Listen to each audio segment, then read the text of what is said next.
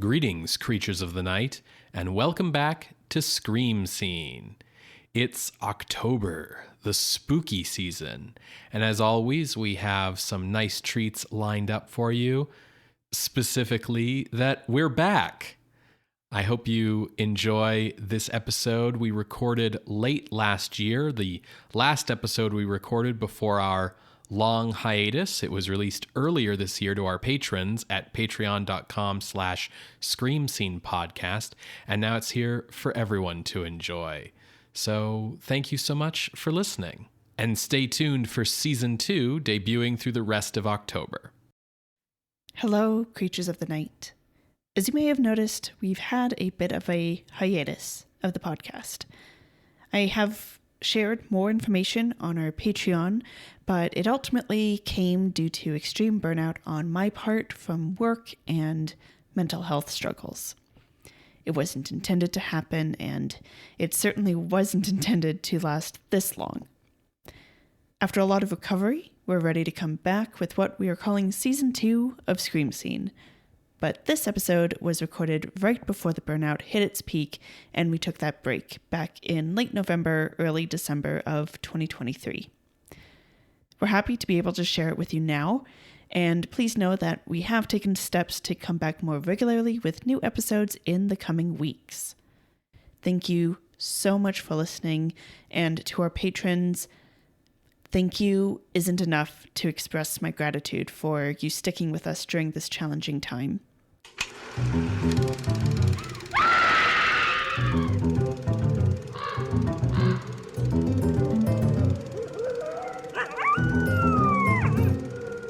Hello and welcome to Scream Scene, the horror movie podcast where we watch every horror movie ever made in chronological order and then we rank them from best to worst. My name's Sarah. And I'm Ben. Thank you so much for listening, and thank you for your patience as we skipped last week.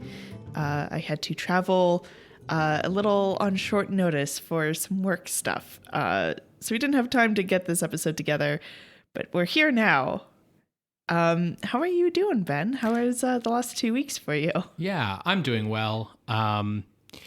Sarah got to go to Illinois for work, so she did visit the Chicago Field Museum and its dinosaur skeletons for a bit while she was there, because Sarah can't pass up an opportunity for dinosaurs. Yeah, I had to head to a small town in Illinois, which meant a layover in Chicago, and I turned that into a day trip in Chicago. And point of clarification, calling them skeletons is a bit of a misnomer because those aren't bones. Yeah, fossils. That's fossilized rock. Yeah. Okay, I just, meh. Well, actually. There was another really cool exhibit at the Field Museum that was called, I'm going to get the name wrong, but it was like Bloodsuckers, Myth and Legend, stuff like that. And it's a traveling exhibit, and it's all about bloodsuckers, whether that's leeches, lice, ticks, whatever, into pop culture ideas of bloodsuckers like vampires. And I went, and it was really cool. I'm going to be writing a recap on it for our patrons at patreon.com/screamscenepodcast. Spoiler alert, they had a poster of Attack of the Giant Leeches, which was hilarious. And they had clips of that and the Devil Bat playing. It was really amusing. It was a good exhibit. So I think I had the most exciting week or so than you. Yeah, I've just been, doing my regular stuff, work, D&D, these kinds of things. I've had kind of like a real emotional roller coaster of the last couple weeks. Struggling with some stuff, but I am now on a higher dose of a new medication I'm trying. So I'm still taking my older antidepressants, but now I'm also taking Vyvanse, which is an ADHD medication. I was trying it out at a very low dose just to see if it was like going to react poorly with me or my other meds. Now I'm on a higher dose, and I'm on like day 4 of it, I think, and we'll see how it goes. So far, it seems to be like doing stuff. Positive stuff. Right. Which is in contrast to the lower dose where it didn't seem to be doing anything at all. So we'll see how it continues. I I think the thing that's been mostly on my mind today is Godzilla, because Sarah and I went and saw Godzilla -1, which, if it's still in theaters by the time you hear this, I would recommend it. You should go see it. It's a very good Godzilla movie. It's the newest Japanese Godzilla movie, and kind of uniquely, Toho is distributing it themselves internationally. So it's in Japanese with subtitles. And yeah, it's a really great film. It's a good Godzilla film. Sarah and I have like critiques of it because we're those people. We're deep in the lore. We're deep Godzilla fans and have thought about the series and the movies in it like a lot.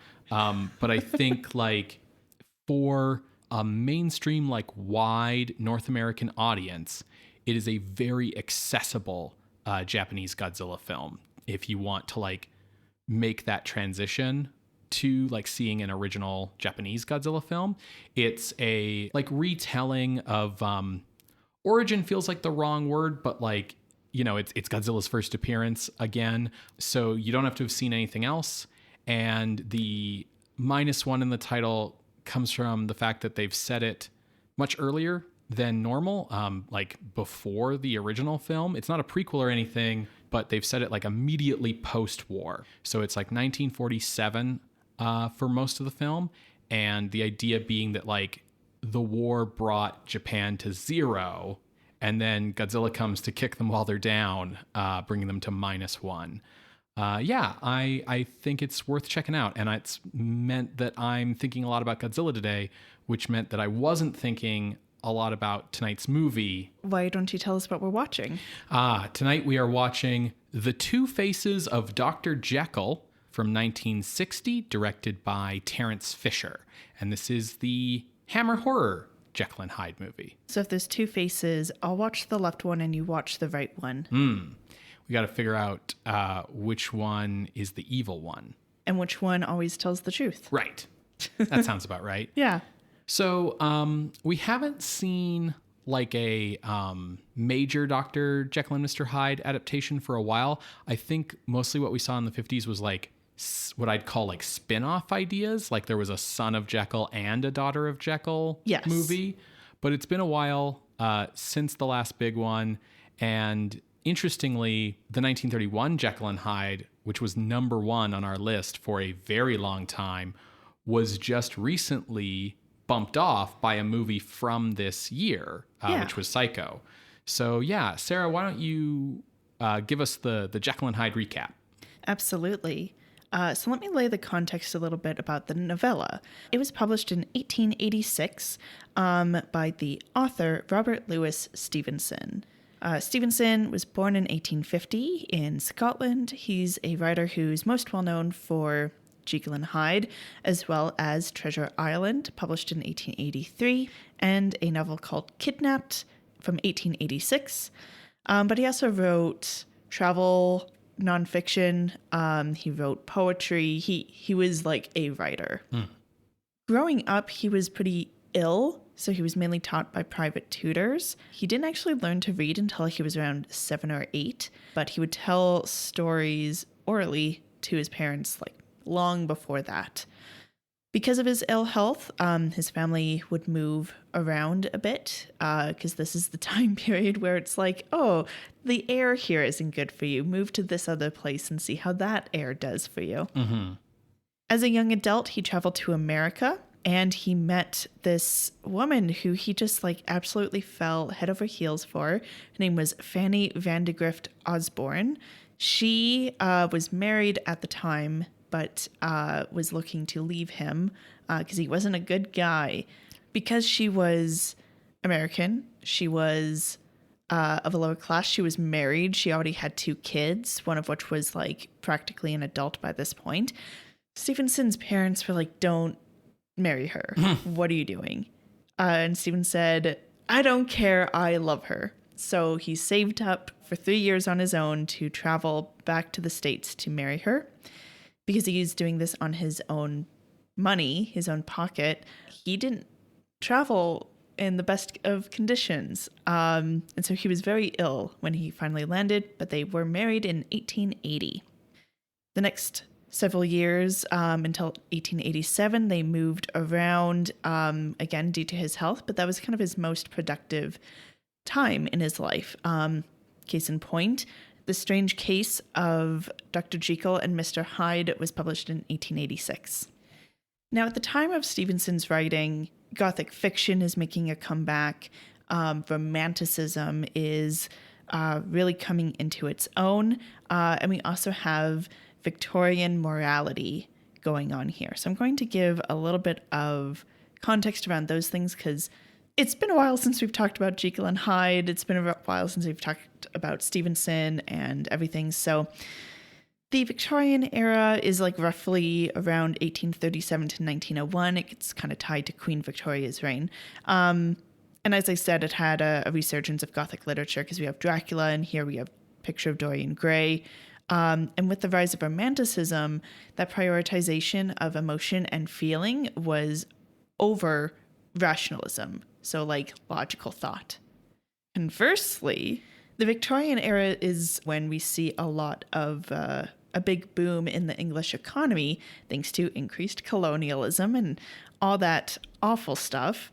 Industrialization. Industrialization. So like a big economic boom, which means that the middle class increases in wealth.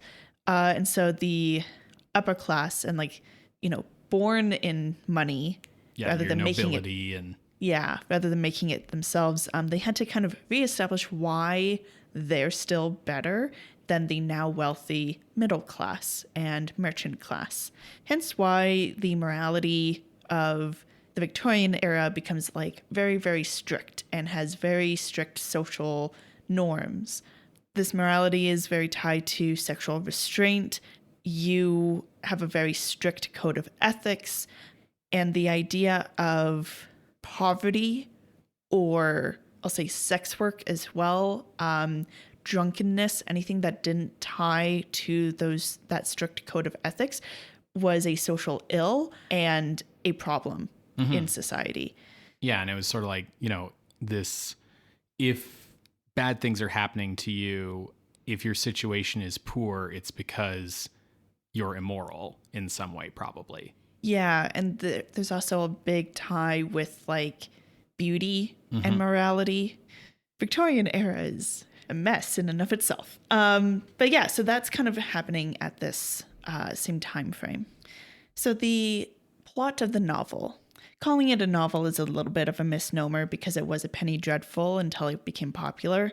And then it was respectable to be reading it. But in any case, the novel, it's structured as a mystery. In 2023, we all know that Jekyll and Hyde are the same person. But in the novel, that's not known, and it's considered them as two separate people. And honestly, the story begins with gossip about Mr. Hyde, because he's run down a kid. And Mr. Hyde's friend, Dr. Jekyll, is trying to cover up that crime. For the narrator, he's getting very confused because he's seeing all these things of Dr. Jekyll changing his will for everything to go to Mr. Hyde. And he starts to think well, maybe Hyde is blackmailing Jekyll.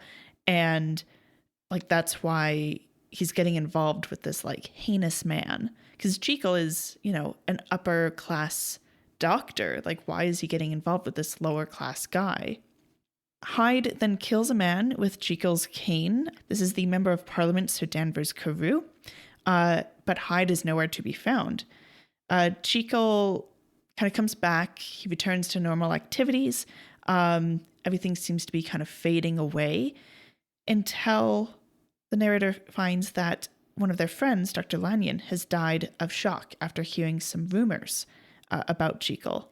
Now, our narrator, his name is Utterson, he wants to get to the bottom of all this. He's really concerned about what Hyde is doing to Jekyll. He manages to get into Jekyll's lab, and they find Jekyll wearing Hyde's clothes and having died from suicide. In a few letters, Utterson learns that Jekyll is Hyde. Lanyon's shock was from seeing the transformation. That Jekyll drinks a serum that turns into Hyde so that he could indulge in unsated vices, which he couldn't as a proper Victorian man. Hyde himself was self-indulgent, uncaring, and eventually these transformations began to happen without the serum and would happen when Jekyll was asleep. Jekyll stopped taking the serums and tried to control the transformations, but after a long period, he drank the serum and Hyde killed Carew. At one point, Jekyll transforms while he's awake, and so he needs the materials to turn back. So he writes to Lanyon to bring him these materials, and this is when Lanyon sees that transformation of Hyde to Jekyll. Jekyll realized that as he continued to transform involuntarily, eventually he would be Hyde permanently. And so he wrote this confession and then committed suicide.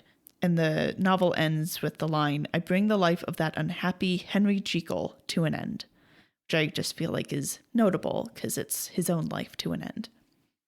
In the original novel, like, what's the physical distinction between Jekyll and Hyde? So Hyde is smaller and he is not grotesque like we tend to see in adaptations. So he is younger, hence kind of an immature behavior. And otherwise, he just kind of looks like a guy. Yeah, they say in the book stuff about how, like, everyone who looks at him can tell he looks, like, wrong. But they can't really put their finger on why. Yeah, exactly. Like, he's ugly, but no one knows why he's ugly, right? Yeah. And Jekyll himself is, like, middle-aged. Yeah, he's unmarried. There's no love interest. He's kind of like an old bachelor. And that's also probably why it's like, I have these cravings. Mm-hmm. I want to fuck. I don't have a wife. And it's not proper for me to pay someone to help me with this. Yeah. Because the novel never actually says what vices Jekyll's after, there's always been like a lot of analysis of the novel about, you know, how does its themes relate to alcoholism, for instance, or, you know, was Jekyll like a homosexual who needed an alternate identity to indulge in that? Or was it just like, you know, heterosexual sex, or was it something else other than sex? People always go to sex, I feel like, because that was the thing the Victorians were like the most uptight about, but. Mm-hmm. And you bring up a good point about the alcoholism. So for Stevenson, his dad was an alcoholic. And so a lot of that experience of seeing his dad basically turn into a different person informed his writing. Mm-hmm. The novel was very successful once people started reading it. Mm. It took about 6 months, but like, I mean, in a time frame when there were penny dreadfuls everywhere, like that is a while. But once people started reading it, they really got hooked. And now I'm going to introduce a person into the podcast named Richard Mansfield. He is an English actor who worked in Britain and in the US. He had been acting since like 1879. He made his London debut in 1881. So he's kind of a bigwig. He has his own touring company. And he was really interested after reading Jekyll and Hyde about the idea of playing a dual role. So he managed to secure the rights for a stage version in both the UK and the US, and then asked his friend Thomas Russell Sullivan to write the actual adaptation. Sullivan was a Boston writer, so we have a bit of an American influence coming in here. And in writing the adaptation, he decided to add a romantic subplot and a fiancé for Jekyll, as well as create a stronger kind of moral contrast between Jekyll and Hyde. So in the play, Jekyll becomes essentially a paragon of virtue, and Hyde is a sexual deviant. Stevenson didn't like this change, but what can you do? Adaptations change things. As far as Stevenson was concerned, Jekyll was a scientist and Hyde was no more sexual than any other person. But in any case, the audiences loved it. The play toured Boston, Broadway, and eventually came across the pond. It would play at the Lyceum Theater. It also led to Mansfield's career having a big boom. His depiction of Jekyll and Hyde meant that he became a suspect in the 1888 Jack the Ripper murders, because they were like, wow, he's like a nice guy, but he plays such a bad guy on the stage who also switches between being a good guy and a bad guy. Maybe he's Jack the Ripper. Yeah. That never went anywhere. There were a lot of suspects in A Jack the lot of Ripper. suspects. People, I think to this day, have a really hard time understanding that actors aren't their characters. Yeah. It's that parasocial relationship. In any case, the play ran across the US and the UK for 20 years, with Mansfield playing the lead until his death in 1907. Wow. So while the original novel has its own characterizations, Mansfield's and Sullivan's version became the more memorable. And what's interesting with that is the play goes until 1907, and the earliest film adaptation we have is 5 years later in 1912. There were 2 Jekyll and Hyde adaptations that we covered in episode 1 of the podcast.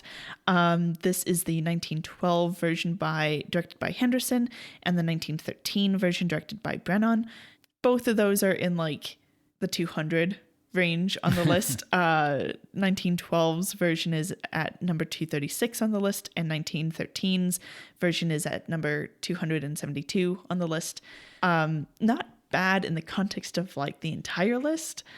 And these are shorts, so there's not a lot of room to really go into a whole lot of characterization, but they definitely stuck close to that idea from the play of Hyde being the worst person. Yeah, this idea that the story's about good versus evil instead of about like losing control of yourself. Yeah, in a society that has like a strict moral code. Yeah. In those adaptations, they also kept that fiancé edition. Sometimes she would be the daughter of the member of parliament who gets killed. Sometimes she would just be there. But in any case, she's around. Reputation. That's the word I was looking for. Reputation is what the novel is about in a lot of ways. After those shorts, the next major Jekyll and Hyde adaptation comes in 1920, starring John Barrymore. We covered this in episode 6. It's currently ranked at number 210. Now, this version with John Barrymore was particularly interested in this because he's a very handsome man and he wanted to show that he could play ugly roles, basically. Yeah. And the way that they depict Hyde is definitely like ugly, but almost with like a bit of a pointed head. Very like hairy. Spindly. Yeah. Spider-like. At one point he has like a fever dream and this spider with Hyde's head attacks him at night. This is a silent version, but it does manage to cover a lot of the novel. They do introduce their own things with like a ring that has poison in it. I won't go into all of that. But what is interesting is it does keep the fiance, but we get a bad girl in here. So a love interest for Hyde. Bad things happen to this bad girl. Hyde ends up killing her. But it is a new addition to the understanding of Jekyll and Hyde. 11 years later, in 1931, we get the mammalian Jekyll and Hyde that had been number 1 for the longest time. This version we covered in episode 27, and it is currently ranked number 2 on the list. So still, right up there. And it stars the man, the myth, the legend, Frederick March, one of the most handsome men to ever live. And similarly to John Barrymore, Frederick March was really interested in playing this role because he wanted to show he was more than a pretty face. Yeah, actors tend to do this part because they want that like acting challenge, right? Yeah. In this version, it continues with the trend of Jekyll being a paragon of virtue. Dr. Jekyll is someone who volunteers at the local hospital and helps give healthcare to people who can't even afford it. The people in his life are like, why are you they're like, oh, he's such a saint for helping these people. I wouldn't help these people. Yeah. So these people are not nice guys. And that helps set up the hypocritical ethics of the upper class. Now, the 1920 version had an interesting element in it where the dad of his fiancée expected the highest level of morality from Jekyll and yet was a son of a bitch himself. In 1931, people are almost like, Jekyll, you need to stop working so hard. Yeah, the 1931 version, I think, really reemphasizes that Victorian strict moral code and reputation thing, while, keeping this development of like Jekyll and Hyde becoming a good evil thing, as well as like the good girl, bad girl dichotomy, right? So what becomes kind of like explicit, or is like explicit as a 1931 movie is going to be about it, is this thing of like Carew, who's now, Jekyll's fiance's dad, expecting a lot from Jekyll, including that he's going to like wait 2 years to get married and be engaged for like a properly Victorian long amount of time. And there's this heavy implication that Jekyll doesn't want to wait, not just because he's so in love with his fiance, but because he's horny and he wanna bone down. And so the movie kind of comes back to the novel's idea of like becoming Hyde for a purpose, as a way to like let out these, desires and urges, but still retains the like good evil thing by turning it into this idea of like, I'm a good person. I'm going to have my evil self be this separate thing that can go off and do its like gross perverted stuff. And then I'll just be good, saintly Jekyll. Yes, but for the 31 version, Jekyll doesn't see it as evil. No, that's right. He sees it as like an id ego sort of thing. Right. Which gets expressed in the 31 version as almost like a evolutionary thing. This idea that like man is that ego, and like the beast within that we evolved from is that id, which gets represented with Hyde being almost ape-like. He's super hairy. He has kind of like a monkey's, or I guess an ape's kind of jaw, because monkeys and apes are different things, which we did get an appeal on the 31 Jekyll and Hyde, where someone brought up the like racial implications of this. And ultimately we came down on the fact that like the movie wasn't trying to make those connections. Right. Yes, those connections exist and they are used in other movies and especially later on in this century, but the movie isn't explicitly trying to make those connections. It's two parallel ideas that aren't connected, right? It's in both of these cases, it's the animalistic is represented by apes because we evolved from apes, and because we are progress driven, the animalistic is negative. So we're going to associate the negative with apes, but the two parallel ideas are Hyde is evil and thus an ape, and people of color, African people, are less evolved, and thus I'm going to compare them to apes. And they're basically, two parallel ideas that aren't really related, because the race thing isn't in Jekyll and Hyde at all and doesn't come up. The movie's not saying Hyde is evil because he's African. It's saying Hyde is evil because he's an ape, and then racist people of the time would compare Africans to apes for the same reason. Yeah. The 31 film is definitely horror, but it brings in that very tragic element at the end, and that's part of why it stayed at number 1 for so long. So that was 1931. That's pre-code. Once the code comes in, at the time, movies would be released all the time into theaters, right? Once the code came in, movies would need to be recut and go through that approval process. And there kept being issues with trying to do that with the 31 Jekyll and Hyde. There was no way to really re-release it in code times. So it was a while before we got to see another one, but we finally did in 1941. In 1941, we now get Jekyll and Hyde. If you're not familiar with these movies, dear listener, Jekyll is how you would pronounce that name. Mm-hmm. That's the Scottish pronunciation. Spencer Tracy comes in with his very American accent, and he introduces himself as Dr. Jekyll. Mm-hmm. And this adaptation in 41 is like a huge budget. We have big stars. So it kind of gets proliferated very far, especially because as they were releasing it, was it the director or the producer who ordered that? So it was MGM. It was the studio MGM, because the 31 version, they didn't want it competing with their version. So they like basically, buried it. They bought up all the copies they could and like put them in a vault, and like no one could see the 31 version for decades. Yeah. So now we get Dr. Jekyll and Mr. Hyde. This film is interesting. It brings back that sexual repression, but it can't talk about it. So it tries to do it all through allegory and metaphors and dream sequences. And it's weird and doesn't really work. And unfortunately, as good of an actor Spencer Tracy is, he doesn't quite manage to handle the dual role as well as some previous actors.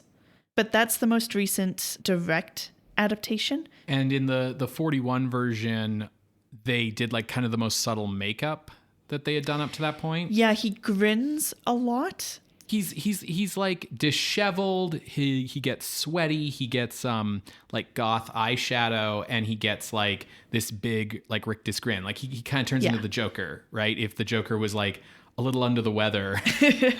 Yeah, so unfortunately it was like kind of hampered by that realistic approach and hampered by the code. So ultimately the 1941 version, we covered it in episode 87 and it is currently ranked at number 101. So, not bad for a showing, but not as like high as the 31 had been. And then as Ben mentioned, in the 50s, we had a couple like son of and daughter of Dr. Jekyll. So first was Son of Dr. Jekyll in 1951.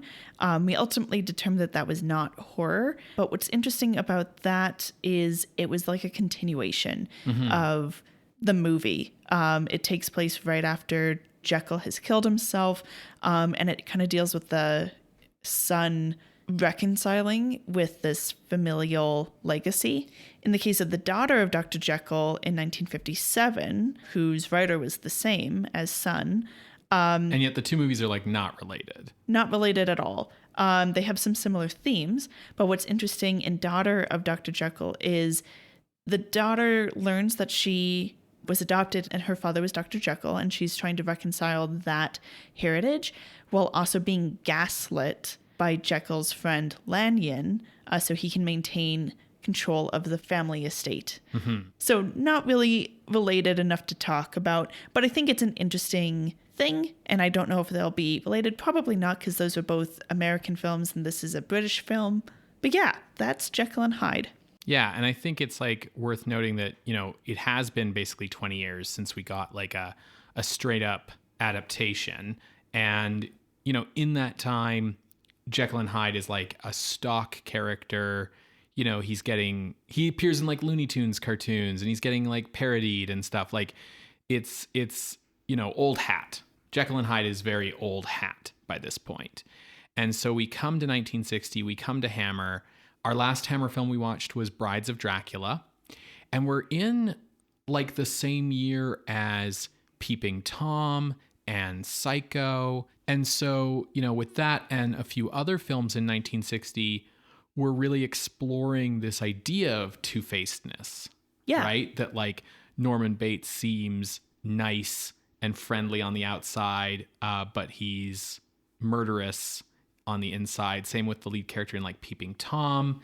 But we're exploring them in like ways that aren't a scientist drinks a potion and turns into a different person, right? We're exploring them in like more modern ways. Yeah, in psychological ways. And starting to draw those lines to kind of explicitly connect this idea with like what's now called dissociative identity disorder, where it's like a psychological split between the personalities in the mind and not like, a science experiment thing. I'm really interested to see how Hammer adapts Jekyll and Hyde for this like modern context, but there's also a pretty good chance that because it's coming out the same year as these other movies, the production timeline wouldn't actually line up for it to have been directly influenced by them. But we've already talked about how there's like stuff in the air. Yeah, absolutely. Oh, absolutely. And so I think this movie's almost a measure of like, can the old-fashioned Jekyll and Hyde story stand up to the newer modes of horror that are exploring these ideas in a more direct fashion, right? In a manner of speaking, this is not Hammer's first adaptation of Jekyll and Hyde. In 1959, they had produced a comedy called The Ugly Duckling, which has nothing to do with the story of The Ugly Duckling, but is in fact a Jekyll and Hyde adaptation. Oh. In it, bumbling and awkward nerd Henry Jekyll takes a formula to become suave, smooth ladies' man Teddy Hyde. And it's set in like the modern era. Jekyll has a older brother who leads like this swing jazz band. I think his name's Victor, and he's like super cool. And Henry is like a performer in the band, I think, who is, this like awkward dweeb, and he wants to win the hand of the girl, so he turns into Teddy Hyde. And the formula that he uses is like, this is my great grandfather's from the 1800s kind of thing. Now, what's interesting about that is, as a comedy, it is in essence the same premise as Jerry Lewis's film The Nutty Professor, which comes out in 1963 after this movie, right?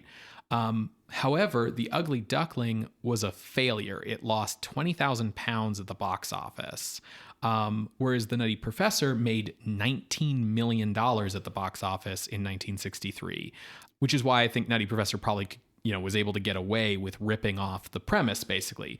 If you're ripping off a movie that no one went to see, no one's going to call you on it, right? In between those two movies, we find The Two Faces of Dr. Jekyll, which is a straight adaptation in the usual Victorian period setting, but it shares one key idea with these other two films, which is that in this movie, Jekyll is a bland, middle-aged, dark-haired, bearded, kind of guy. He's a little overweight, but not like a lot. Just he's middle-aged. And then Hyde is a young, charming, smooth-shaven, blonde-hair, blue-eyed womanizer. Interesting, because in all of the previous ones that I've talked about, Jekyll has his life together. He's like an ideal candidate for to get married to. That's wild. Yeah, okay. he's super handsome usually, and Hyde's the ugly one, right? Yeah.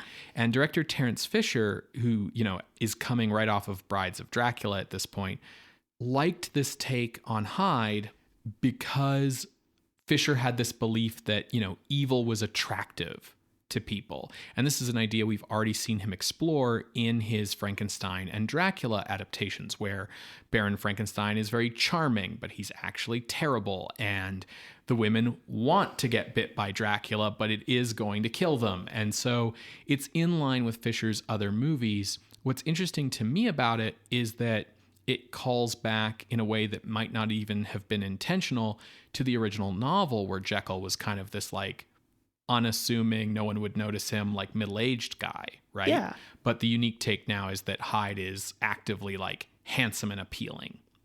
The screenplay here is penned by Wolf Mankiewicz, who was a British novelist, playwright, and screenwriter born in 1924 in London's East End to Russian Jewish parents. Mankiewicz frequently adapted his own novels into stage plays and film or television productions.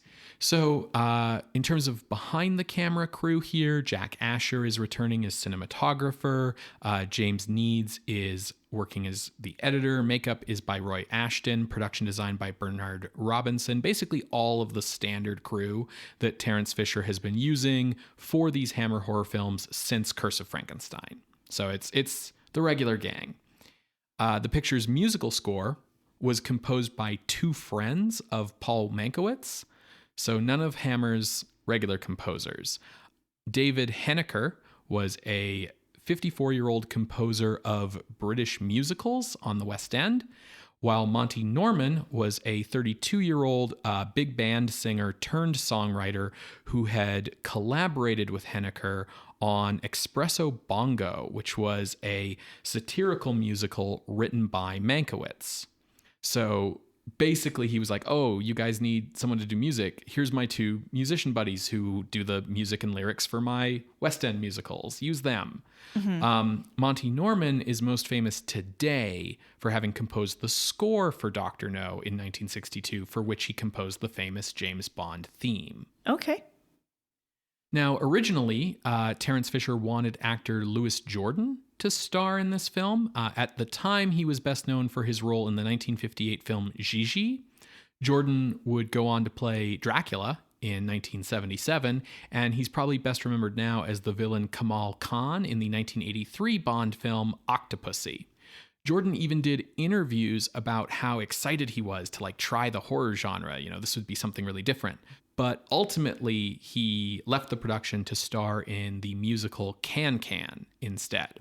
So after this, Canadian actor Paul Massie was cast, though initially he was only cast as the younger, handsome Hyde, and they thought they would get a different actor to be the middle-aged Jekyll, and Massie had to convince the producers to let him play Jekyll as well, for which then he was made up with a fake beard, fake hair, contact lenses, makeup, to change the shape of his face and stuff. So normally, a reverse of what the normal thing is. Exactly. Normally hides the makeup role. But again, we see this thing of Massie being guys, the only reason an actor wants to be in Jekyll and Hyde is to do both parts. Yeah. Right? There's no reason to do it if you can't play both. I don't imagine a Jekyll and Hyde movie doing well if it's two different people. I can understand the thought process of it from the production standpoint of we want them to look like two different people and we're not doing a monster thing.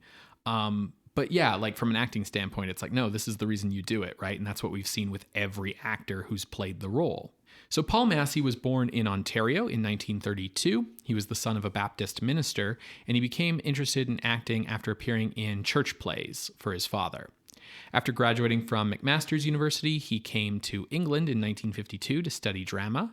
His breakout role was as Brink in the original West End version of Cat on a Hot Tin Roof in 1958. Also in 1958, he appeared in the war movie Orders to Kill, for which he won a BAFTA for Most Promising Newcomer. Oh, wow. However, after Two Faces of Dr. Jekyll, he mainly appeared on television through the 60s and 70s. While he did continue acting intermittently, from the mid-70s on, he was primarily a teacher. He became a theater professor at the University of South Florida until his retirement in 1996. From there, he lived in Nova Scotia in his retirement until his death in 2011. Wow, okay. So this is probably the last time we'll see him? Yeah. So with this version having this Hyde's the sexy one take on this movie, the structure here is that Jekyll has a wife now. Oh. Her name is Kitty Jekyll, and she is having an affair with Jekyll's best friend, and Jekyll becomes Hyde in order to have an affair with his own wife because she's lost interest in him and wants to be with a younger man and all of this stuff. This is just the plot to this song, Hotel California. So... Is it Hotel California? No, I think... No. Pina Coladas. You're thinking of... Well, maybe... No. If you like Pina Coladas. Yes. The plot to this song, if you like Pina Coladas. Yeah. I think it's also kind of the plot of Babushka, the song by... Kate Bush. Yeah. Playing the role of Jekyll's adulterous wife is Dawn Addams, full name Victoria Dawn Addams, who was born in 1930 in England. She signed a 7-year contract with MGM in 1950 when she was 20 years old, appearing in a variety of films over the next decade, including A King in New York in 1957, which was the final leading role performance of Charlie Chaplin. After her MGM contract ended, she appeared primarily in British film and television. The same year as Two Faces of Dr. Jekyll, she appeared in Fritz Lang's The Thousand Eyes of Dr. Mabuse, which is the third of Lang's 3 Dr. Mabuse movies. She retired from acting in the late 70s and passed away in 1985 at 54 years old from lung cancer. So, who plays Jekyll's best friend that his wife is having an affair with? Yeah. What a cad. This is Christopher Lee. Hell yeah. So Christopher... Don't worry, Ben. We would talk about it first. I see. Christopher Lee actually wanted to play the lead role. Of course. He wanted to play Jekyll and Hyde, and Hammer was like, nah. So instead, the character of Paul Allen was written for him. Oh. This character was added into the movie and written for Christopher Lee to give him a role because he wanted to be in the movie, but I guess Terence Fisher didn't want him for Jekyll and Hyde for some reason.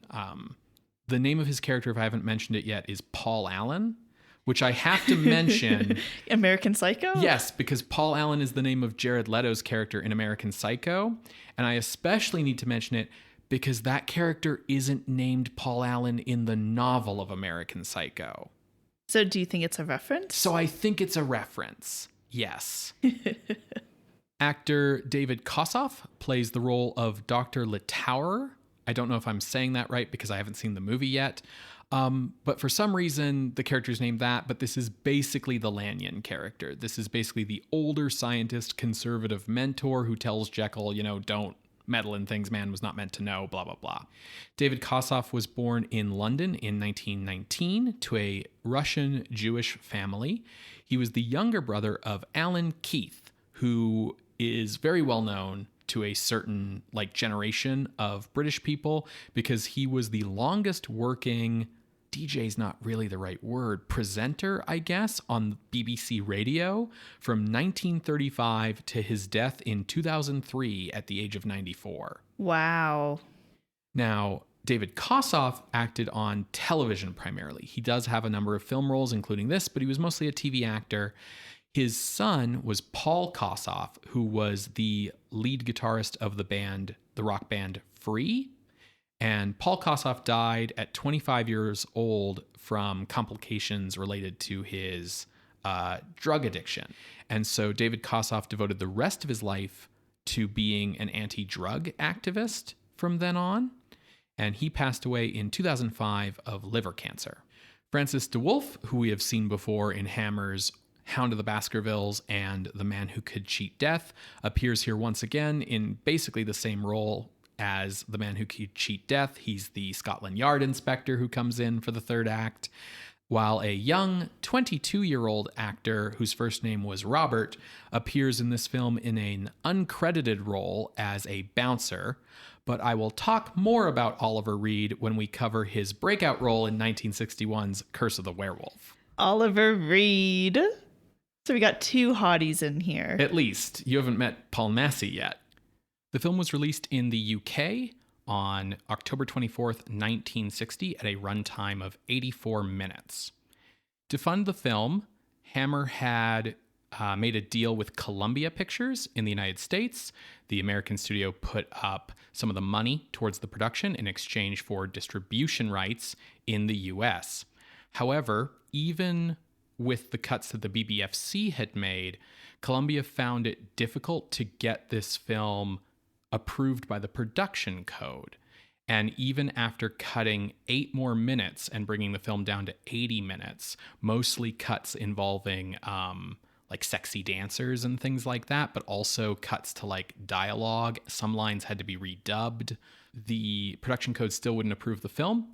So Columbia sold those rights to AIP, which then released the film without code approval on May 3rd, 1961. The film would not be restored to its full uncut length of 88 minutes until its 2008 DVD release. Critical reaction to The Two Faces of Dr. Jekyll was mixed.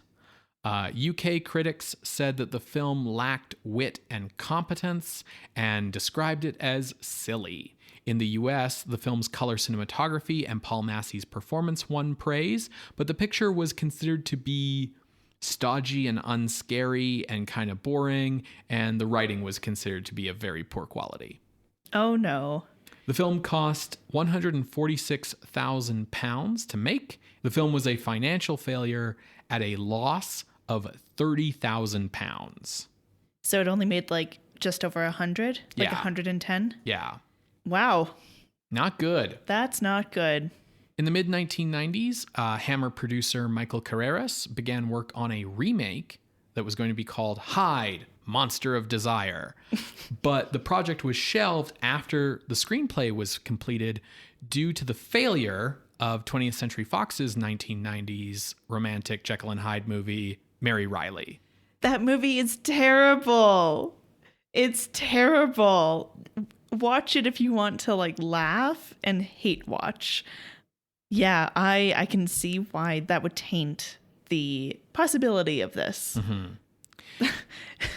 John Malkovich as a desirable bachelor? I'm sorry, John, but no.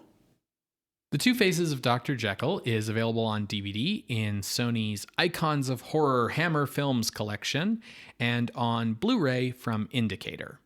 Well, folks, hopefully you can find a copy to watch along. You're going to hear a brief musical interlude, and when we come back, we will discuss The Two Faces of Dr. Jekyll. I guess after the movie, we'll know if it's Jekyll. Yeah, I guess it's a British film, so they might go back to the original pronunciation, or they might just, by this point, everybody says Jekyll. I don't know. Yeah, we'll tell you once we come back after watching The Two Faces of Dr. Jekyll from 1960, directed by Terence Fisher. See you on the other side, everybody.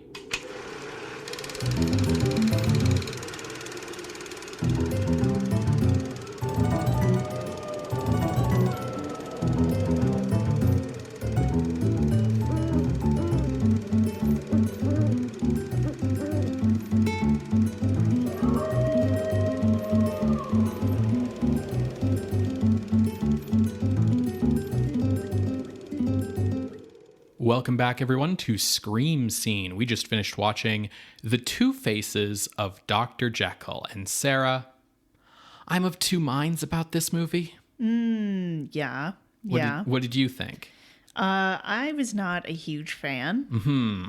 I could tell. Yeah, it just, it treated its source material, or perhaps even just its own script, a little too preciously. Well, so I see where you're coming from with that. Because he's doing acting. Yes.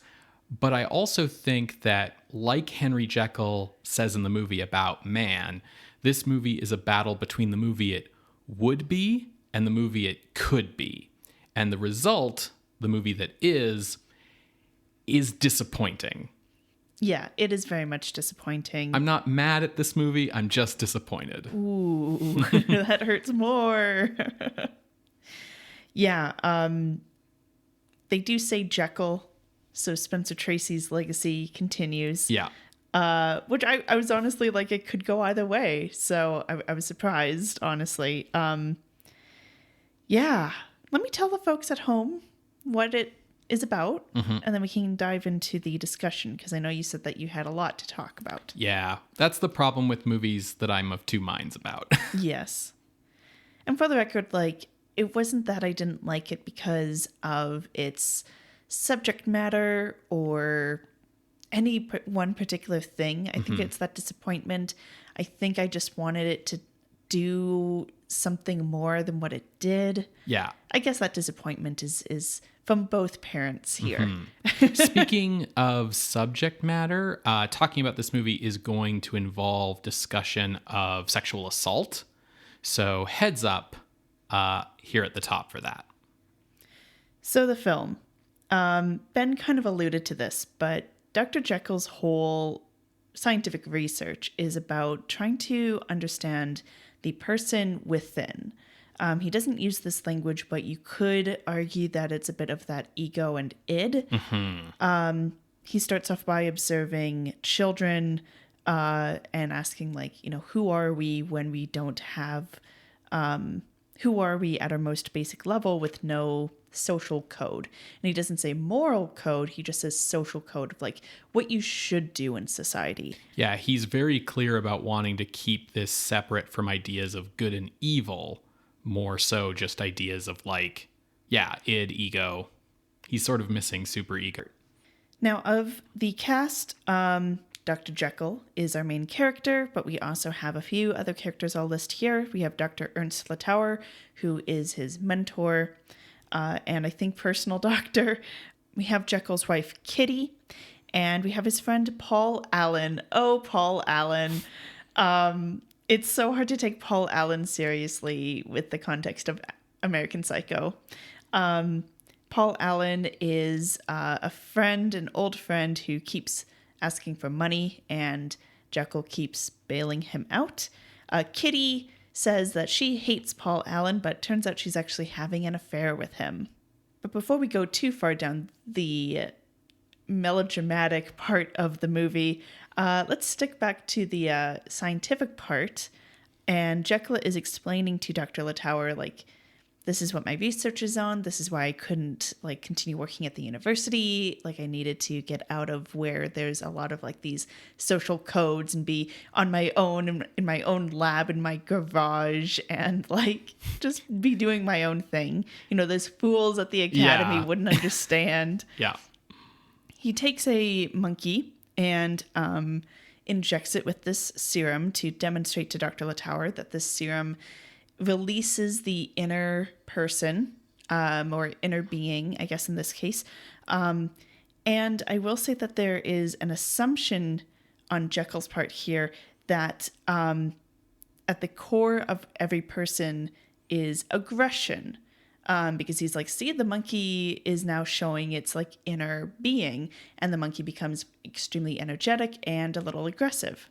I think, and I'll get into this way more later, but one of the weak points of this movie is that it's not really like consistent about what Jekyll's like thesis is for his research, because then he starts talking about not like one inner being, not like the traditional Jekyll and Hyde idea of like, if you split off the evil from man, you'll get like a pure good being. He's more talking about like, there are two wolves inside you kind of ideas of like two inner beings, which I referenced earlier about like man who would be and man who could be, which is basically in a traditional Jekyll story, like the good and evil sides. And here are, as Sarah's saying, like the id and ego sides. And he's trying to like create both, because both would be free of like society's morals, which is like super ego. And Dr. Latour has a great question that I always ask of Jekyll and Hyde's, is like, well, why are you starting with creating the like splitting off the id portion? Why are you making the evil one first? And he's like, well, because I need to understand that first before I can make the rational ego version, the good version, which is like, okay, Jekyll. He ends up testing on himself, and in the, I'll say, in quotes, transformation, because we don't actually get a transformation on screen. He appears with no beard, no bushy eyebrows, much younger. He's grinning at life. He's just super excited to be like out and ready to enjoy all that life has to offer. He goes to a club and discovers Kitty and Paul Allen out on their date. It's going to be really hard for me to not just say Paul Allen every time. The full name. The full name is who he is. Mm-hmm. Like, that's who Paul Allen is. Mm-hmm. In any case, he introduces himself and says that, yeah, I'm a friend of your husband's. My name is Edward Hyde. Yeah, that's it. As he goes out with Paul Allen a little bit more, he makes the acquaintance of a dancer named Maria. And this is when we get to see that Hyde is a man who takes what he wants. Very direct. He's like, no, I'm done with this girl. I'm ready to go for this girl. And has no qualms about saying like, shove off. This is just what I'm doing. And in the case of his interactions with Maria, she is someone who wants someone who is confident. She isn't above taking money for sex. And Hyde's like, well, I'm not asking and I'm not paying. And she's like, I'm down with this. Yeah. Hyde in this movie, and I think this is a strength of the movie, is like, instead of being evil, he is just kind of completely free of social convention in any way, which often results in like what we would call evil acts. But like in the context of a Victorian society, it means like he doesn't really care about manners or like, you know, polite white lies or things like that. And this interaction with Maria is sort of one that demonstrates this a lot, with like, she talks about how like she doesn't go for men who like beg for her, and she doesn't really like men who buy her either. And the implication is like her price is very high if you want to go that route. But when he's like, oh, I just take what I want, which could get like real rapey, she's cool with it. It's very the way that interaction between him and Maria plays out is very James Bond, which I have more to say about later. Yes, I would agree. So as Hyde becomes a friend of Paul Allen, Allen becomes indebted to him. Usually Alan goes to Jekyll for payment of his debts, but Jekyll is like, no, I'm not doing this anymore, because he's discovered that you're sleeping with his wife. Like, of course he's not going to do anything. And so Hyde's like, oh yeah, I'll cover your debts. In exchange, you get to show me all of London and all of its debauchery. So they do that. They go get opium. They go dancing with girls. Like, they do everything that London has to offer. And when that's not enough, Hyde suggests, well, how about you give me Kitty? Alan refuses and storms out. Hyde also propositions Kitty. With no luck, she basically throws him out, and he's really pissed at being told no, which kind of speaks to a level of like immaturity, or like that childish behavior that we saw at the beginning with watching children. Now, Jekyll does pop up here and there as he's like writing about his research notes and the experience of getting to know Hyde. That's kind of why he wants Hyde to go through all of this debauchery, because he's like, let me get to know who Hyde is. And it's during this time that Jekyll goes to Dr. Latour, because he's like not feeling well. And Dr. Latour is like, yeah, you seem to be having some kind of hypermetabolism thing, like you're burning up from the inside. Ultimately, Hyde puts together a plan for Alan and Kitty. Ultimately, Kitty is basically ready to leave Jekyll, and Hyde uses this as an opportunity to basically arrange for Alan and Kitty to come meet with quote-unquote Jekyll, talk about divorce and settlement and all of that, because Alan has no money, and if they want to go off and start a new life, they will need money. But really, Hyde arranges it so that they head to his dancer girlfriend's, Maria, her apartment.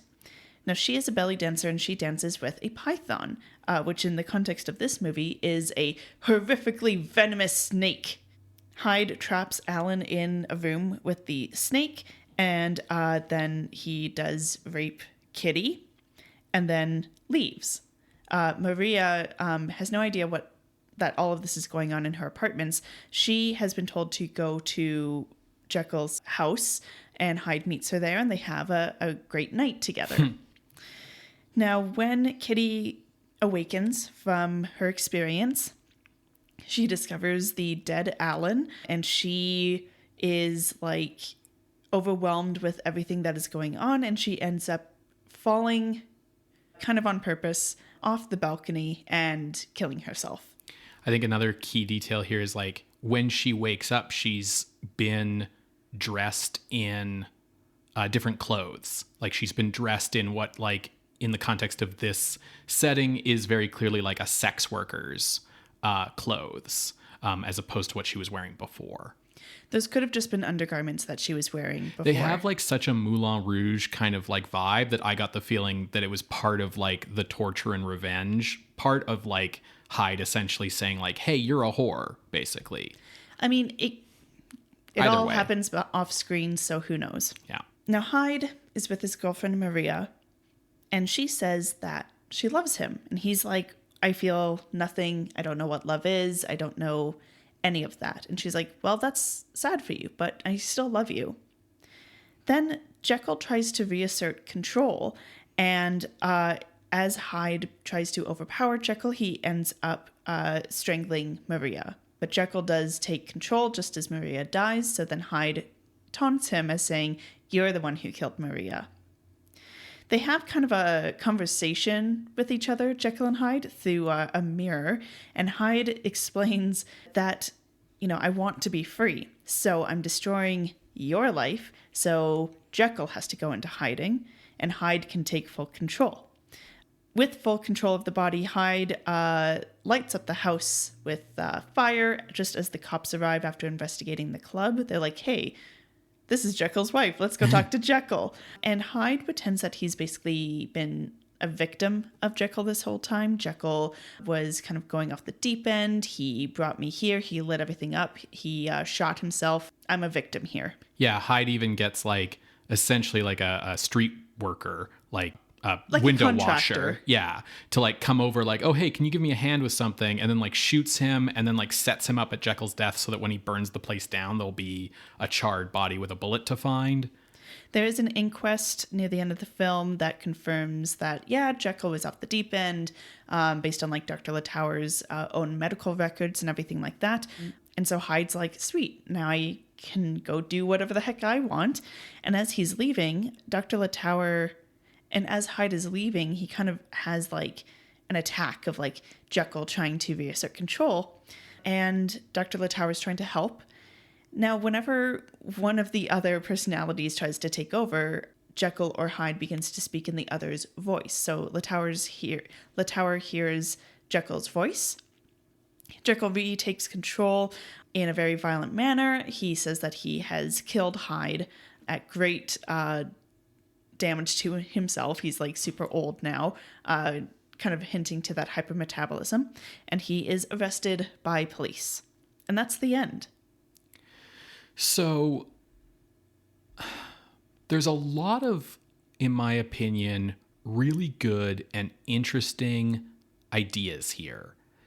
And, you know, ideas about the way people are two-faced, the ideas about like the inner person within, right? The ideas of id versus ego, the ideas of logic and reason versus emotion.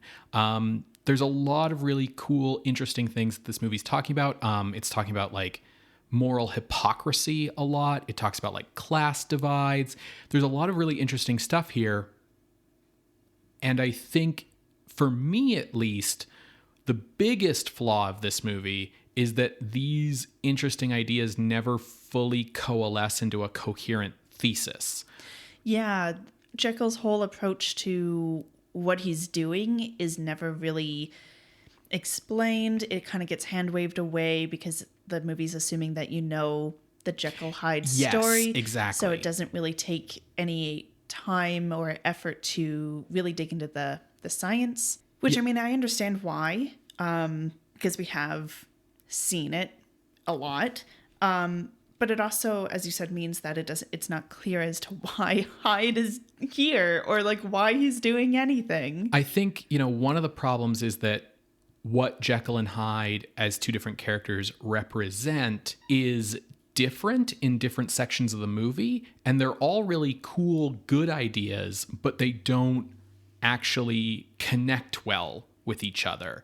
And I think that this movie could have been really good if they had found a way to bind all this into a coherent thesis. Mm-hmm. I absolutely agree with you that one of the big weaknesses is the way the movie kind of relies on our knowledge of Jekyll and Hyde as like a shortcut through a lot of stuff, because the take on Jekyll and Hyde that it has is in many places so interesting and new and different that they should have realized that they needed to set up the dichotomy and set up Jekyll's research and the thesis of his research differently than in previous movies. You know, I talk about, you know, the movie it would be versus the movie it could be. The movie that it would be is like a traditional Jekyll and Hyde movie. And I think that traditional take holds back the movie a lot when it falls back on that shorthand. Compared to what actually happens, Jekyll's rationale for his experiments is kind of nonsense because it's mostly cribbed from those past versions. Even though when we actually get to the transformation, this is actually in some ways way closer to the book's idea. The idea that Jekyll is kind of this bland middle-aged guy and Hyde is a way for him to, apart from being Jekyll, experience all the vices that London has to offer, right? But in the novel, doing that is explicitly what Jekyll's motivation was. It was, I have all these temptations to do awful things, and I don't want that on my conscience, so I'm going to split that off into a separate person. I'm going to create a separate identity. Whereas here, anything that Hyde is doing is really like YOLO. Yeah. Until it's like, no, I'm going to ruin Jekyll's life. And the other thing that I felt like the movie really could have explored, Jekyll is old. He's a bit washed up. He is in what seems to be a loveless marriage because it's like he didn't take the time when he was younger to get to know Kitty. And so she's also kind of checked out with the marriage. just doing like the white lie niceties. And when he is excited to turn into Hyde, it's almost like he sees it as a chance to have a do-over. And I thought that was like a neat idea, but it was also like, if you want to do things differently, just do things differently.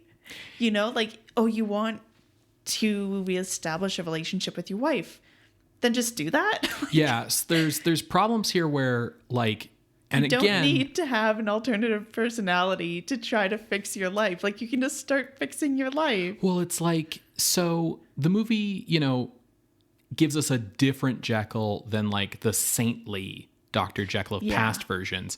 But in doing so, yeah, it creates this problem that you've just mentioned, which I definitely noticed, because Jekyll's problem is like, he's not interested at all in having a social life. Like, he does not care about the society around him. He just wants to pursue his science.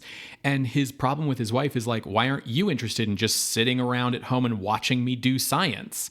And that's kind of a bullshit attitude to have towards your wife. And when she's like, I would like to have friends and go out and socialize, he's like, that stuff's fucking stupid. And so, like, the problems in his life and his marriage are of his own creation. Yeah. And the issue isn't like, oh, Jekyll's too old and boring for Kitty. She wants excitement. She wants a bad boy, which could be a valid motivation for the creation of this version of Hyde. It's just, you kind of suck to be around. I want some love and passion in my relationship. And then after he creates Hyde, there are scenes where he, as Jekyll, comes to Kitty and is like, hey, I need you in my life. I love you. And it's all like, okay, then what you need to do, dude, is you need to make compromises about your life instead of just being like, hey, I love you, but only if you completely subsume your life to me, right? Yeah. So there's this issue here. And I think of all the various philosophies, takes that this movie has on who Hyde is versus who Jekyll is, there are kind of two that are the most consistent through the movie and work the best, but they don't work with each other, and they should have just picked one or the other. The 1931 version, one of the things we love so much about it is once it decided that Jekyll makes Hyde because he wants to bone down, basically, that it's about repressed desire and the dangers of repressing yourself and what can happen when, if you repress yourself and then let that out, what it can express itself as. Once that movie figured out that that's what its take was going to be, it wrote every line of dialogue and composed every scene to be thematically consistent with that. Whereas this movie has like a lot of really smartly written scenes, and scenes that like really push boundaries compared to like movies of this time. There's a lot of swear words in this movie. Yeah, you could have a counter going in the corner of how many times they say bitch. Yeah, there's a lot of attitudes in this movie and treatment of people in this movie that feels really shocking, but like the movie doesn't make sure that it has a coherent thesis throughout. It has just all these different ideas, and if it had picked one, I think we'd have a much stronger movie. I think the strongest theme, the most consistent theme throughout, the one that works the best is and the smartest, honestly, like for the writer to figure this out, I think was brilliant, is the idea that all of these characters are two-faced in some way. Yes. Right? Like all these Jekyll and Hyde movies we've always gotten is always like, every man is divided into a good side and an evil side. But like once that division happens within Jekyll, it's like, well, here's his good fiance and here's his bad girlfriend and here's his good friend and his bad friend. Whereas like what we have here is like Jekyll's wife is cheating on him. She's kind of like a shitty person to him. She has no problem with like lying to him and then going out to these clubs with Paul. She has kind of like a bite to her in terms of the way she talks to people. But as we see the movie go on, we learn that she's not just having an affair with Paul. Like she genuinely is in love with him.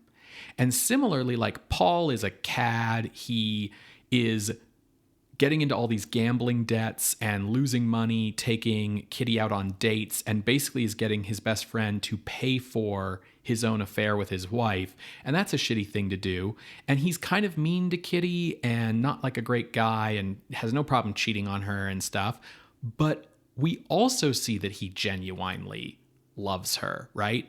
And the movie does something really smart given how so much of the Jekyll and Hyde stories over the years are tied up in like examining Victorian morality, right? And this idea of like, well, you need to be behaving in this way to be acceptable in polite society. Otherwise, you can't. And like, you know, going back to the Frederick March version, it's like there's the nice dinner party with the fiance and her dad, or there's like the music hall with the like poor people. And that's the like two societies. And what this movie does that I think is so great is it confronts the truth of Victorian morality, which is that everyone was a fucking hypocrite. And that the way you could get away with breaking the rules while still maintaining pretenses of being a gentleman was by being rich, right? So we see all of these polite, rich, gentlemen, high reputation people going to the Sphinx Club and watching can-can dances and getting drugs and doing all these things.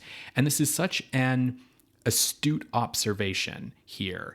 And there's all these little moments that are really clever of like, we know Paul Allen is a cad, but then he'll be like, well, but you need to, act like a gentleman.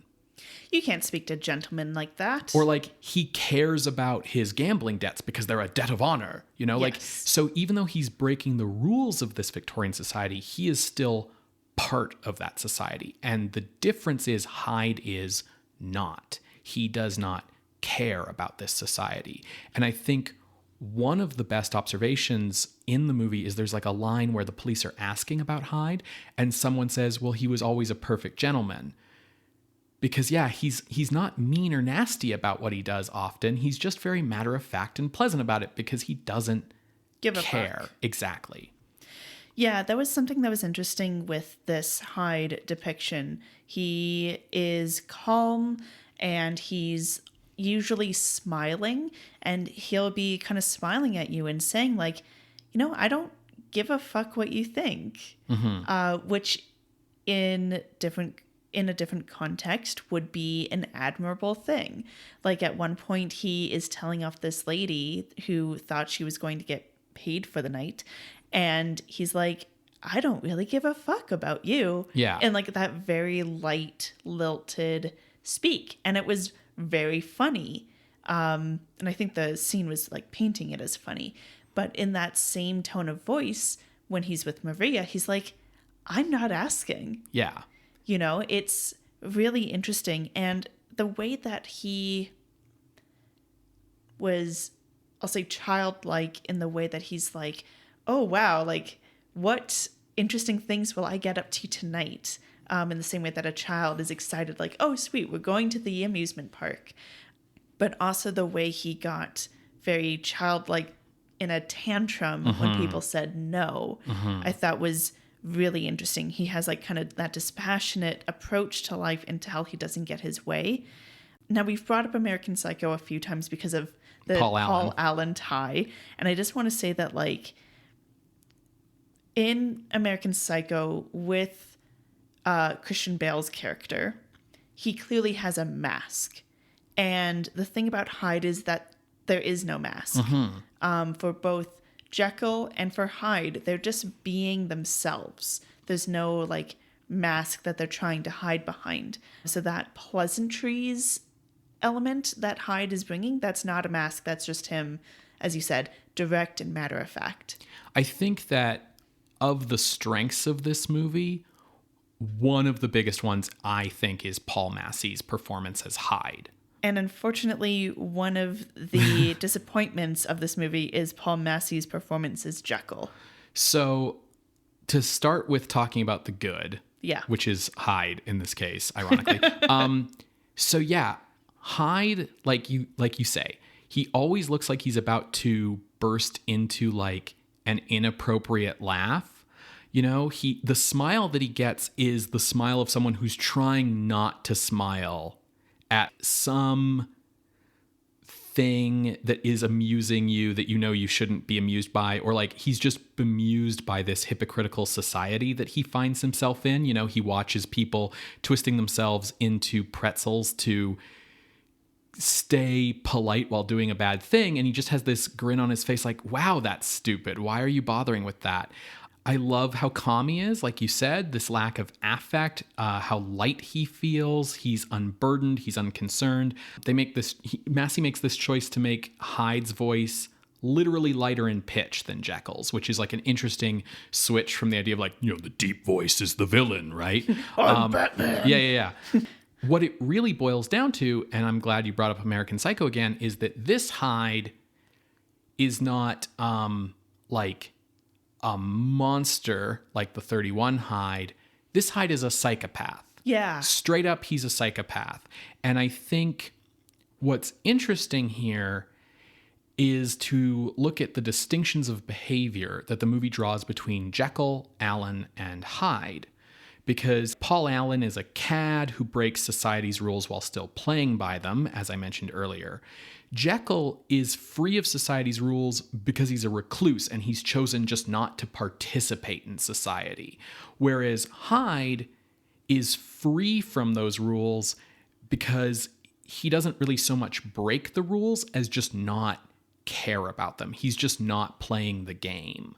And, you know, everyone is two-faced, even including the Scotland Yard inspector who shows up because we've run out of characters at the end of the movie, which is a major structural failing that these Hammer films are starting to have. Yeah. But even him, it's like he's at the club and he's like, right, well, we better go see this Jekyll fella. And like the person running the floor or whatever is like, oh yeah, do you want like your bribe that we give you every week? And he's like, oh no, not today. And like, but next week. Yeah, for sure. yeah, exactly. I do love that it's the same detective. Like, I don't think it's the same name. No. But it's like the same detective and actor. So in my mind, these are all connected. He doesn't have a name in this movie, so you are free to headcanon it as the same detective.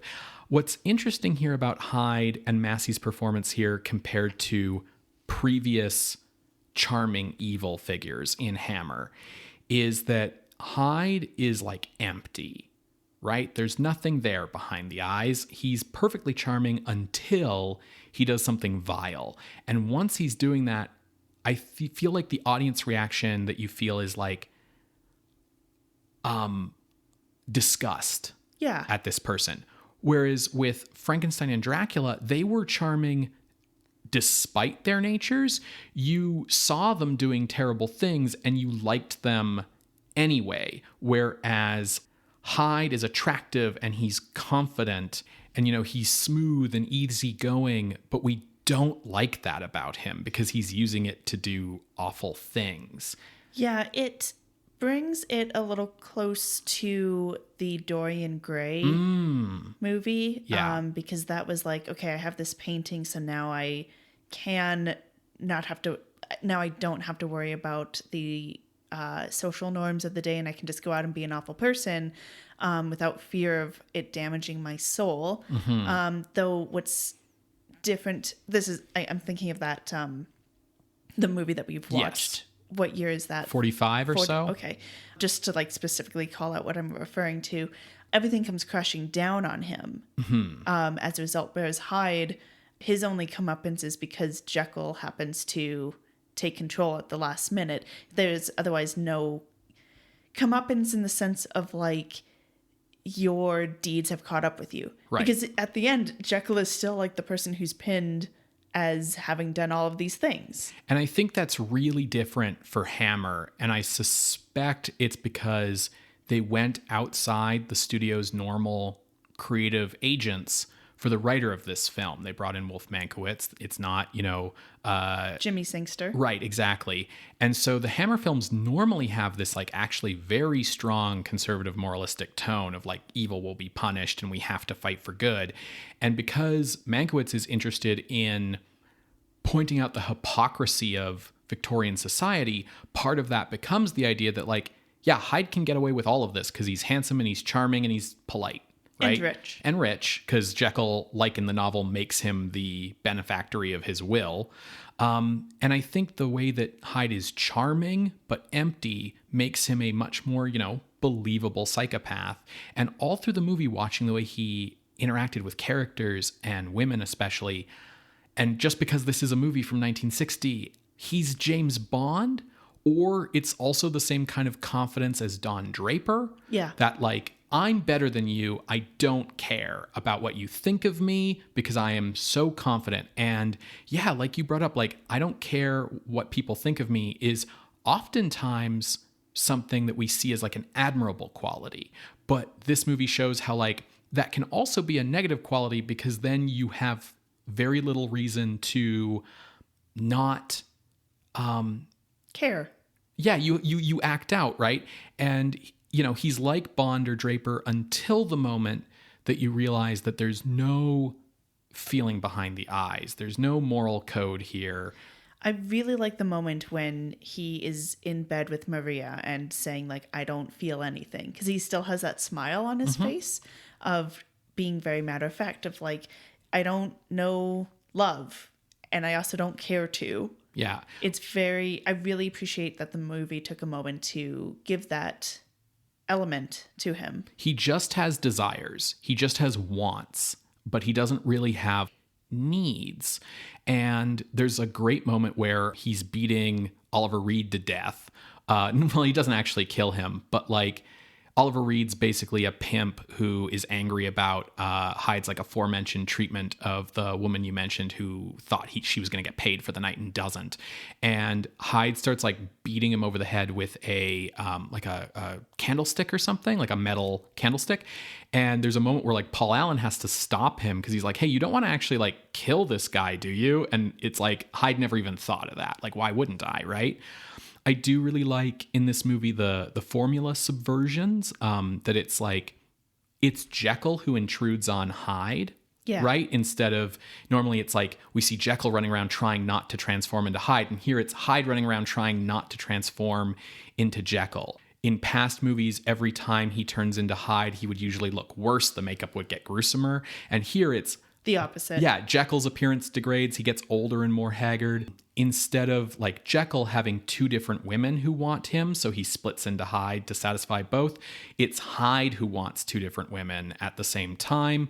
And I think instead of past movies where Hyde was Jekyll's dark inner desires, here the focus is more on Jekyll as Hyde's conscience, as this thing telling Hyde what you're doing is wrong. And Hyde's just like, no, go away. I don't want you to be here. And I think for me, what the movie should have pinned itself to and stayed consistent with is there's this final twist near the end of the movie before Jekyll reasserts his control, which is the idea that, you know, earlier Jekyll had described of there's a weaker man who's all about like his emotions. And we think that that's the good, evil dichotomy, but we find out in the end that it's Hyde who's the logical one. Hyde is the rational one. That what's the good in man here is the emotional. Whereas the emotional in past Jekyll and Hyde movies is, you know, the anger and the lust and the lower part of man. Yeah, but the compassion of man is what is missing. Right. It's your emotions that make you care and make you love people and make you care about other people, make you care about yourself. Whereas the emotionless man, Hyde, has no need to hold himself back. You know, if you want something, you just take it. That's the most logical thing to do. And I think looking at Victorian society, which often held reason up on a pedestal and saying, no, it's reason that's the fucked up one, if you just go by that without emotion, is a good and interesting twist on the Jekyll and Hyde formula. It's just not consistently applied through this movie. And I don't think it's highlighted in the way that it should be. It's there, as you are pointing out, but it's not like it's not like the movie needs to pause and look to the camera and be like, this is the theme of the movie. But everything else, because it's so muddled, this gets lost. I also felt that part of why this movie didn't quite work for me is that it felt like Fisher was on autopilot. Yes. There's like no creative choices here. Like when Jekyll is first experimenting on himself, it's a static shot where like the music is trying to do this heavy lifting, and it's just a single shot and a single take, almost like there's no cut, there's nothing. And it was like, what are you doing, Fisher? Like, I know you're better than this. Absolutely. So not only was I disappointed in the movie, I was disappointed in Fisher.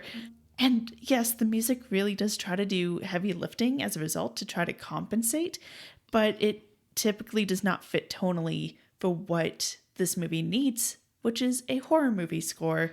This is more of a, not bombastic, like a play score. You know? I really like the music in this, and I can see why, like, the composers are the guys who they are, who are very, like, well-known, respected guys.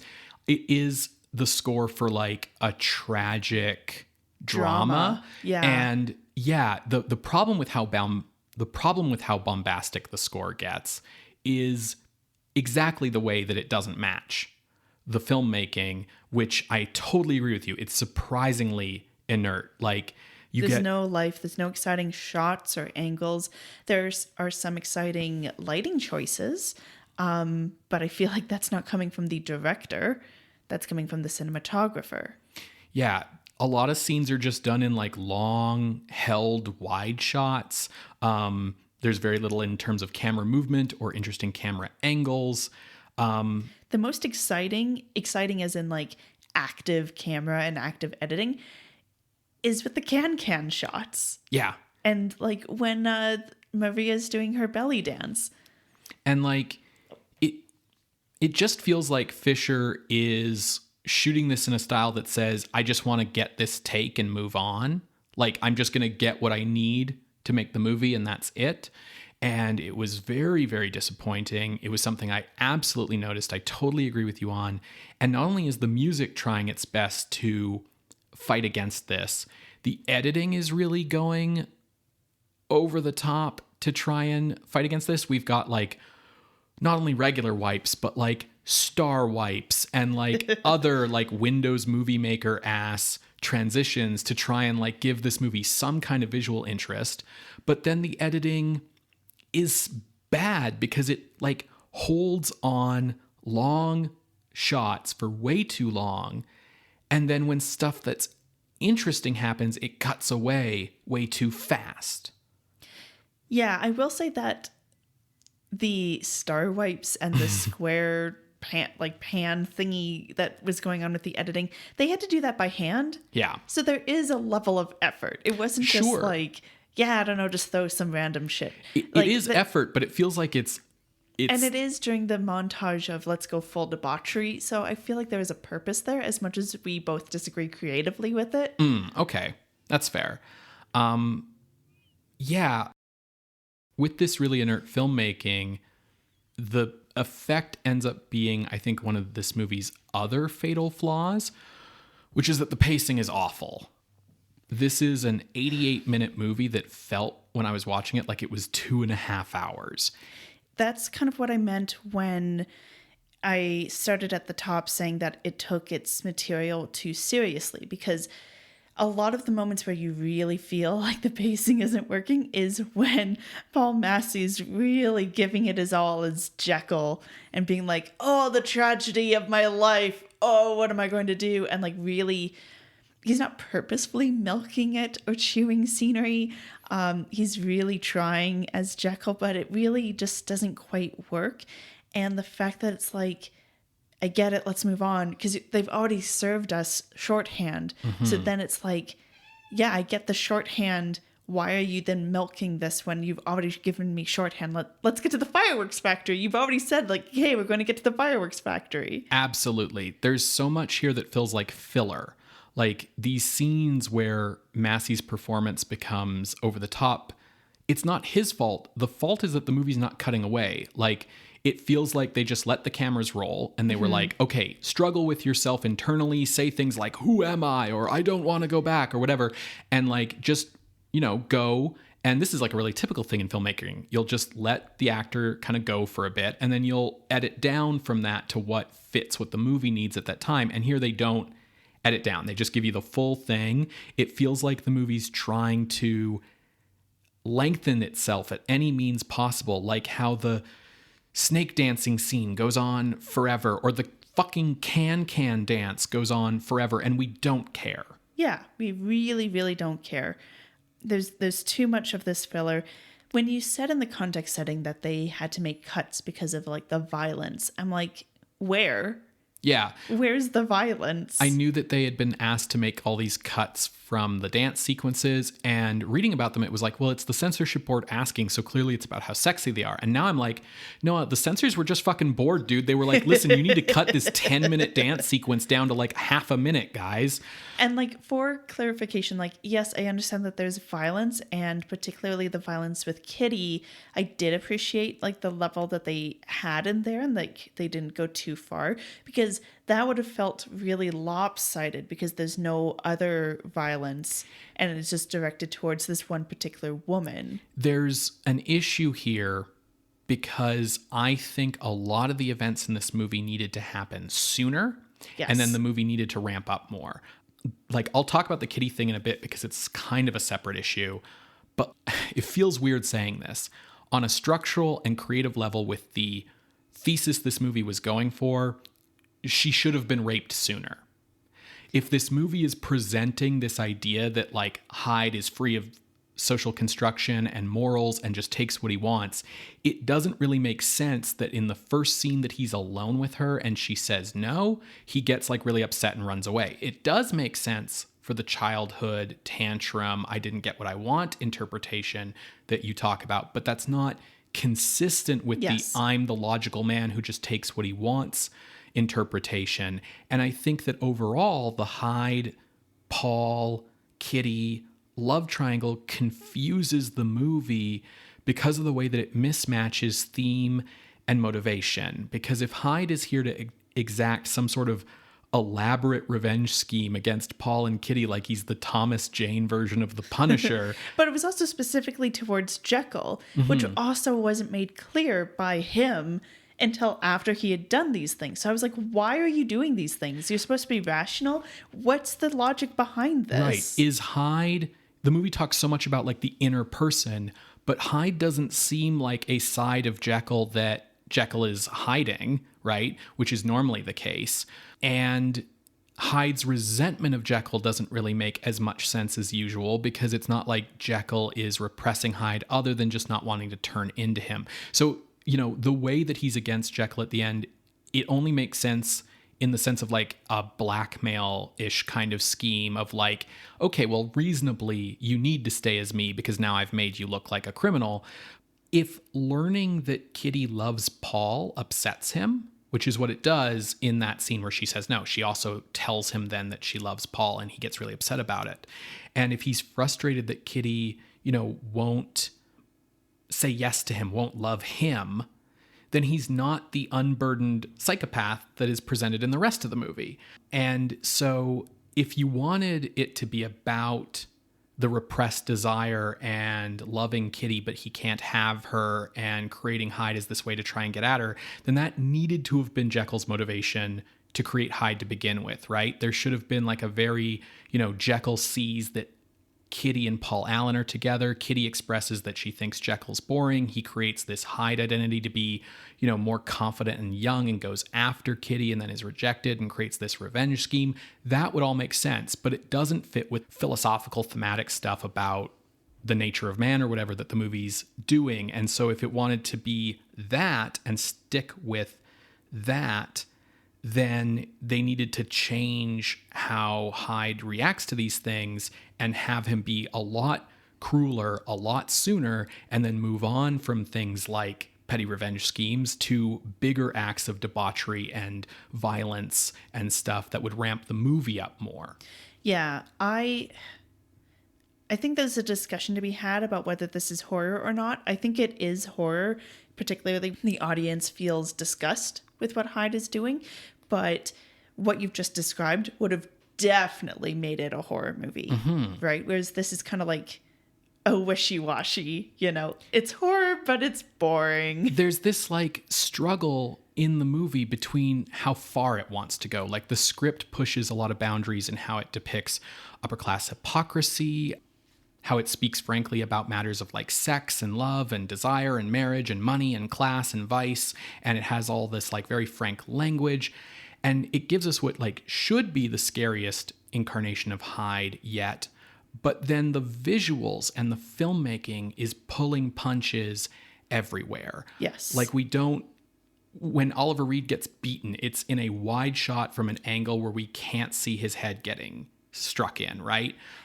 Everything feels very much at a distance. We never see the cut on Jekyll's hand, right? The closest, honestly, is when Maria gets strangled. And that's just because, like, of the angle of everything. Her face and the hands around her neck are in line so you can see Hyde's face and everything. So it means that it's like a bit more of a close-up. But the focus is not on the violence. It's just a violent act happening, and the focus is on what is Hyde doing as he turns back to Jekyll. Absolutely. She's strangled with the ease of a strangulation victim in a movie from the 40s, where all you need to do is wrap your hands around someone's neck for 3 seconds and they're dead. Like, the real horror, like, it takes a long time to strangle someone, and that can be really horrific to watch, and the movie shies away from that. Paul Allen, who is the object of Hyde's hatreds and such, and Jekylls and everything, is killed off screen by a snake. By a small, slow-moving snake that 7-foot-tall Christopher Lee in like dress shoes could have just crushed to death under his heel. It's completely nonsense. You could pick the snake up and batter it against the wall. There's no threat from this stupid snake in this room that he gets locked in. We at Scream Scene do not advocate for violence against snakes. No. But we're just saying it does not quite work as a method of murder here. Kitty's rape and her death are both cut away from too fast. And I get that you don't want a full version of that, but we don't even really get enough time to really feel the horror of that. It's like the movie is afraid of its screenplay and is trying to kind of hold it back at every opportunity.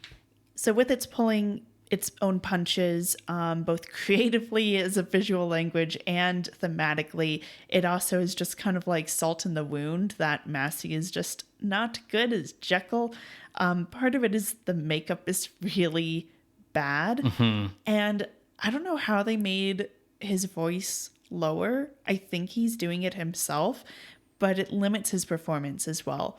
It's the same as like when I try to do a guy's voice and I'm like, this is Sarah doing a guy voice. Like, there's not a lot I can do to perform emotions, especially if Jekyll's supposed to be the emotional, compassionate one. Oh no, help, I'm turning into Hyde. Like, you can't really emote if you're trying to lower your voice like this. I absolutely agree. The makeup looks like something from a stage play. And I think the problem here is that, like, when you are making Hyde the makeup character, you're adding to yourself. When you're making Jekyll the makeup character because you're just doing yourself for Hyde, you need to find ways to add to yourself that indicate normalcy and blandness, which is really difficult to do. And so he makes interesting choices as Jekyll, but they are silly. And they don't pan out. And the amount of close-ups throughout the whole movie, they all tend to be on Jekyll's face. Which is... And so you see how bad the makeup is. Like, you can see the line where the prosthetic nose is. Yes. Like, it's not good. And because they just let him emote there while the camera rolls, a lot of the scenes of, like, either Hyde or Jekyll being physically present while the other one's, like, voice comes in and is like, no, I must come back, or whatever, has the vibe of the end of like Star Trek episodes where like the villain is like, no, or like the one where Kirk gets split into 2 people and it's like, I don't want to go back. And like, it has that kind of vibe. And it's. I love that Star Trek episode, Ben. Don't throw shade at that. At least that episode had something interesting to say about the nature of good and evil within a person, and that we actually need both sides to be a functioning human being, which is not a spot that this movie ever manages to get to. One last complaint about this movie that I have is the ending. which is that the ending is so close to being good, like a good horror ending, and then it just fucking biffs it. Yes. Because in my opinion, Jekyll should not have come back. I understand why this is the first Jekyll and Hyde movie where he doesn't die at the end, because Hammer's clearly learned, leave him alive in case we want to do a sequel, right? But the horror of the ending should be that, like, Hyde has won fully, and then we get maybe a reveal, and then we get the reveal that Hyde was the higher man all along, and Jekyll was the weaker man. What they should have done is, instead of Jekyll coming back fully, like right at the end, just a brief flash of Jekyll to put some fear in Hyde, the fear that, like, Jekyll will continue to haunt him as his conscience so that he isn't quite off scot-free. Like, that is a good ending. I think the code is limiting them a bit there. Yeah, the need to punish. Yeah. Exactly. Also, not even an attempt at a transformation scene? Come on. Yeah, what the fuck? This is why we're here. The other reason why we're here is to rank this. So where were you looking to rank? I've got like a little 11 film range that I've got picked out. Okay, mine's 12. Interesting. I wonder if we're in like the same spot at all. So when I was looking down, I wanted to look at what was the other disappointing Terence Fisher movie to use as a waypoint here. And that would be the 1959 The Mummy. Sorry to all the fans of that movie, but it did not hit right for me. And ultimately that movie is ranked at number 230. That is too low, in my opinion, for this movie, because that's right above The Neanderthal Man and right below Plan 9 from Outer Space. So I looked up, and the other movie that came to mind here was the 1959 The Man Who Could Cheat Death, because that was a Hammer movie that couldn't decide if it wanted to be horror or if it wanted to be drama. But same inspector, too. Same inspector, part of the Hammer cinematic universe. But at least The Man Who Could Cheat Death was taking some really interesting creative choices with the filmmaking and the use of color and the editing. So I made that my ceiling. And looking down, I ultimately made The Vampire's Ghost at 1945 my floor, because that... I was just like, yeah, I'm done. That's at number 172. I knew that it was going to be above that. But there's films in here that I think could make for an interesting discussion, including like Return of the Fly. So where were you looking? I was looking higher than you, because the spot where I started for my range was the 1941 Jekyll and Hyde. Like, I was going, what's the last major Jekyll Hyde? And, you know, again, this movie's so difficult for me because I think it fails at what it sets out to do, but what it sets out to do is so interesting to me that, like, I want to root for it. These are often the most frustrating kinds of movies for me. And I felt that this movie was trying to do something interesting and failed, whereas the 41 Jekyll and Hyde was trying to do what the 31 Jekyll and Hyde did and just couldn't, because they shouldn't have made the 41 Jekyll and Hyde until, you know, the code was over, basically. And so I kind of felt like this was better for that reason, that it was more ambitious, at least in a ideas sense, whereas the 41 is mostly ambitious in a filmmaking sense. So I started to look up from there, and the range I came up with was my ceiling at 88, because I thought this could go above Horrors of the Black Museum, which is just kind of misogynist and boring, but ultimately it's nowhere near as good as The Tingler, which is a great William Castle gimmick film. Looking down from there, I made my floor 99, The Man Who Changed His Mind, which is that old British Boris Karloff brain swap movie, because I thought this movie could go below Leopard Man, because Leopard Man at least manages one really good scary scene. But if my floor is 99, what was your ceiling again? 164. So the midpoint there would be 131, which is around the area of Frankenstein Meets the Wolfman, Night Monster, and the 1928 Fall of the House of Usher. I have to concede that The Two Faces of Dr. Jekyll is above this. It has to be above Night Monster. My goodness. What about The Amazing Mr. X at 122. So the thing about The Amazing Mr. X is that it's trying to do too much in a movie. I appreciated what it was trying to do. You didn't. I think it's interesting to compare to Two Faces because it's also trying to do a bit too much. And it probably does it, the parts that it's trying to do too much with include doing the same shtick of guy takes potion to become something different and then tries to build off from there, whereas The Amazing Mr. X uses some of the tried and tired tropes as if they are still new. Right. So I think I could see it going above there. At 119, we have Tormented, which we just watched, was the Ghost in the Lighthouse movie. Yeah, I think Tormented is better. Okay. So we're narrowing in. Tormented is above the 1959 Yatsuya Kaiden that isn't Tokaido Yatsuya Kaiden. Yeah, so the one that didn't take risks. Yeah. The thing is Yatsuya Kaiden knew when and where it could take risks, right? Whereas Two Faces of Dr. Jekyll didn't. Because it tried to do it all. It has this very risky screenplay that is not backed up by the filmmaking choices. Yeah. So I would say it goes below Yatsuya Kaiden. There is Half Human here, but I feel like the horror of Half Human is not as provocative as what's going on in Two Faces. Yeah, Half Human's, very much the monsters are actually the victims, humanity's the monster movie, and Two Faces of Dr. Jekyll is like, hey, what if the things we value about a person in society are actually what makes that person awful, right? Cool. That was easy. Okay. Okay, so entering the list at the new number 121, which is, out of 287 movies, is The Two Faces of Dr. Jekyll from 1960, directed by Terence Fisher. If you would like to see this list, you can go to our website, screamscenepodcast.com. There you can find links to the many episodes that we have mentioned today, as well as our appeals box. If you would like to contest this or any other ranking, you can drop us a line through our Ask Box on Tumblr.